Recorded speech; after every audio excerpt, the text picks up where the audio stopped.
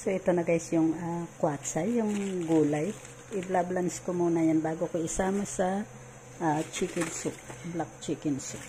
Ayan. I-blance lang natin.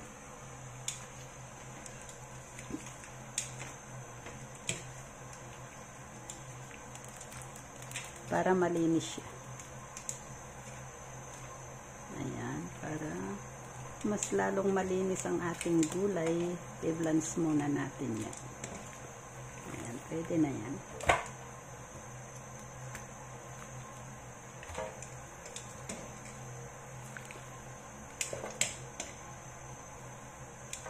Ayan, masarap itong gulay na ito guys.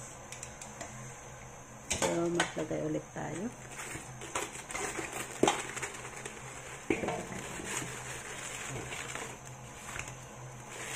Ayan yung dahon niya, napakalalaki.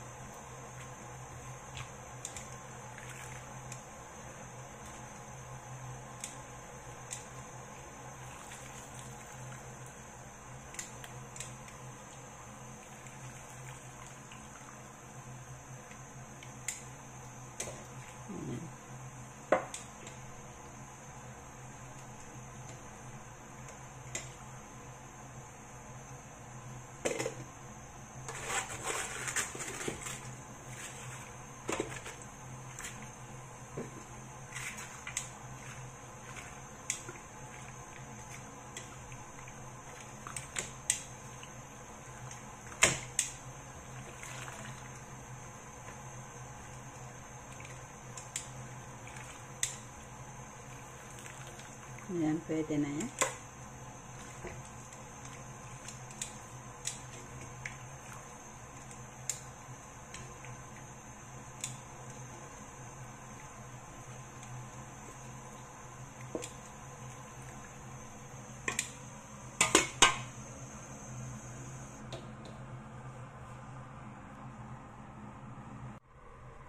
So, ito na guys, kumulo na yung sabaw. So, ilagay ko na yung chicken.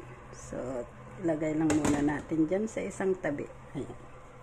So, ito na yung chicken na blance ko na yan guys. Ayan, ang chicken, black chicken. Dahan-dahan lang kasi mainit. Ayan.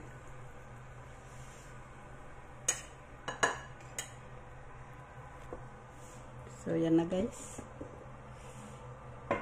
Ngayon, maglalagay ako ng tangkay ng gulay. Yung matigas na parte ng gulay. So, yan. Lagay na natin yan. Ayan. So, mamaya na yung dahon. Mamaya natin ilagay yung dahon. Pakuluan muna natin. Wow, it's yummy soup. So, ito na guys, ilagay ko na yung dahon ng kwatsay. So, ilagay na natin. Ayan. Malinamnam yung sabaw natin guys, kasi mayroon din yung mushroom. Yung dried mushroom. So, ayan guys. Ilagay na natin yan. Tapos, pakuluan lang natin ng 5 minutes. So, pwede na yung i-turn off yung apoy niya, kasi hindi pwedeng ma-overcook. Pag malambot ito ay hindi masarap. So, ayan guys.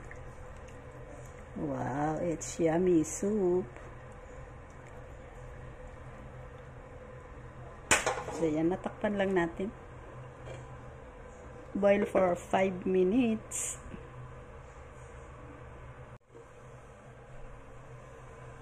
So, ito na guys, ready to serve na yan. So, pwede nang ilagay sa bowl. Pagkakain, ayan, ready to serve na yan guys. So, thank you for watching. Please don't forget to click like and share. Thank you. Bye-bye. God bless.